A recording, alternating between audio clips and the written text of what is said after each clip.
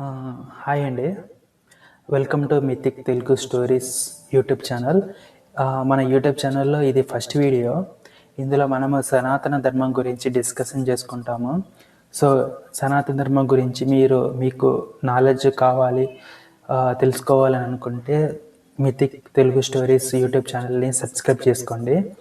ఇప్పుడు ఇందులో ఈ ఫస్ట్ వీడియోలో సనాతన ధర్మం అంటే ఏంటి, సనాతన ధర్మంలో టోటల్ అంటే గ్రంథాలు, వేదాలు ఇవన్నీ ఉంటాయి. సో వీటన్నిటికీ ఆల్మోస్ట్ 14 సబ్జెక్ట్ వరకు ఉంటాయి.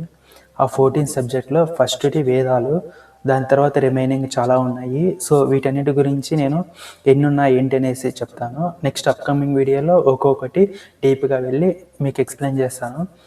సో ఇలాంటి వీడియోస్ మీరు చూడాలనుకుంటే ఛానల్ని సబ్స్క్రైబ్ చేయండి. అప్పుడే మీరు నెక్స్ట్ వచ్చే వీడియోస్ను చూడగలుగుతారు.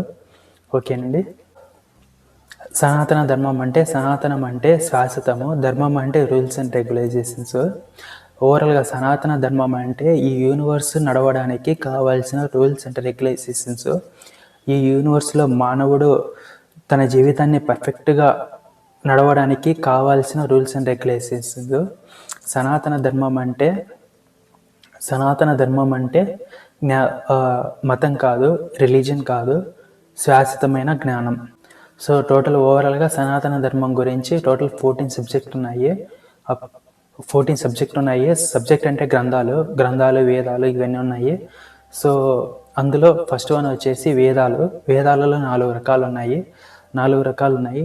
అందులో ఋగ్వేదం ఒకటి, యజుర్వేదం ఒకటి, సమావేదం ఒకటి, అథర్వవేదం ఒకటి. ఋగ్వేదంలో మా దేవుళ్ళ గురించి ఉంటుంది. అలానే సృష్టి రహస్యాలు ఉంటాయి. ప్రకృతి ఎలా నడుస్తుందనే సీక్రెట్స్ ఋగ్వేదంలో ఉంటాయి. దాని తర్వాత యజుర్వేదంలో మనం యజ్ఞం ఎలా చేయాలి, యజ్ఞం చేసేటప్పుడు ఏ మంత్రాలు ఎలా పలకాలనేసి యజుర్వేదంలో ఉంటుంది. దాని తర్వాత సమావేదం అంటే సంగీతాలు, నాటకాలు, భజనలు ఇందులో ఉంటాయి. సో ఆల్మోస్ట్ సమావేదం అంటే ఋగ్వేదంలో ఉన్న 90% మంత్రాలు సమావేదంలో యాడ్ చేసి వాటికి రాగాలు యాడ్ చేస్తారు. రాగాలు పాటలకు కావాల్సిన సంగీతాలు యాడ్ చేస్తారు. సో అది సమావేదము. దాని తర్వాత అథర్వవేదం అని ఉంటుంది. అథర్వవేదం అంటే ఆయుర్వేదం ఉంటాయి కదా, ఆయుర్వేదము, ఆరోగ్యము, మానవునికి రిలేటెడ్గా ఉన్న ఏకైక గ్రంథం ఈ అథర్వవేదం. నెక్స్ట్ వచ్చేసి వేదాంగాలండి. వేదాలు సామాన్య మనుషుడు చదవడానికి, అర్థం చేసుకోవడానికి చాలా కష్టంగా ఉంటుంది కదా. సో దానికి వేదంగాలు పుట్టాయి. ఆ వేదంగాల్లో మళ్ళీ 6 రకాలు ఉన్నాయి. టోటల్గా వేదంగాలు ఏ పదము ఎలా పలకాలి, ఏ పదము ఏ టైంలో పలకాలి, టైం ఏంటి, రూల్స్ ఏంటి అనేది ఈ వేదాంగాలలో ఉంటాయి. దాని తర్వాత నెక్స్ట్ వన్ వచ్చేసి ఉపవేదాలండి. సో వేదాలు గురించి తెలుసుకున్నాము. నెక్స్ట్ వేదాంగాల గురించి తెలుసుకున్నాము. వేదాంగాలు సింపుల్గా చదువుకోవడానికి ఈజీగా ఉంటాయి. సో ఇప్పుడు ఉపవేదాలు ఎందుకంటే ఈ వేదాంగాలను సింప్లిఫై చేసి మనం చదువుకున్నాము. సో అవి మన రియల్ లైఫ్లో ఎలా యూజ్ చేసుకోవాలి, ఎప్పుడు ఎక్కడ ఎలా యూజ్ చేసుకోవాలని చెప్పడానికి సపరేట్ సబ్జెక్టు ఉపవేదాలు. సో వేదాలు మెయిన్ సబ్జెక్టు. సో అందులో మొత్తం థియరీ ఉంటుంది.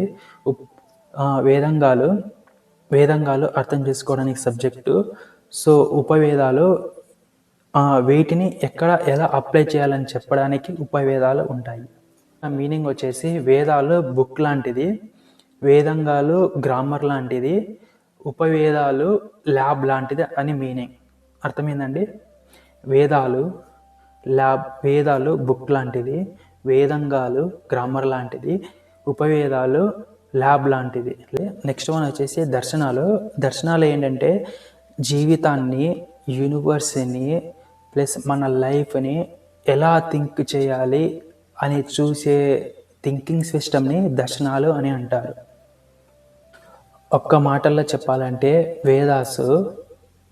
వేదాసు ట్రూత్ని చెప్తుంది, వేదాంగాలు ఆ ట్రూత్ని ఎలా చదవాలని చెప్తుంది, ఉపవేదాలు ఆ ట్రూత్ని ఎలా జీవితంలో అప్లై చేయాలని చెప్తుంది. దర్శనాలు ఆ ట్రూత్ని ఎలా ఆలోచించాలని చెప్తుంది. సో ఇది సబ్జెక్టులు. సో నెక్స్ట్ వచ్చేసి పురాణాలండి. పురాణాలు ఇందులో దేవతలు, దేవుళ్ళ యొక్క అవతారాలు గురించి చెప్పే దాన్ని పురాణాలు సబ్జెక్టులు ఉంటాయి. సో ఇవన్నీ పురాణాల సబ్జెక్టులు ఉంటాయి. ఎగ్జాంపుల్ విష్ణు అవతారం, సో పురాణము.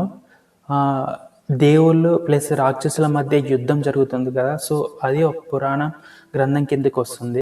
నెక్స్ట్ వన్ వచ్చేసి ఇతిహాసాలు అండి. ఇతిహాసాలు ఎగ్జాంపుల్ రామాయణం, మహాభారతం.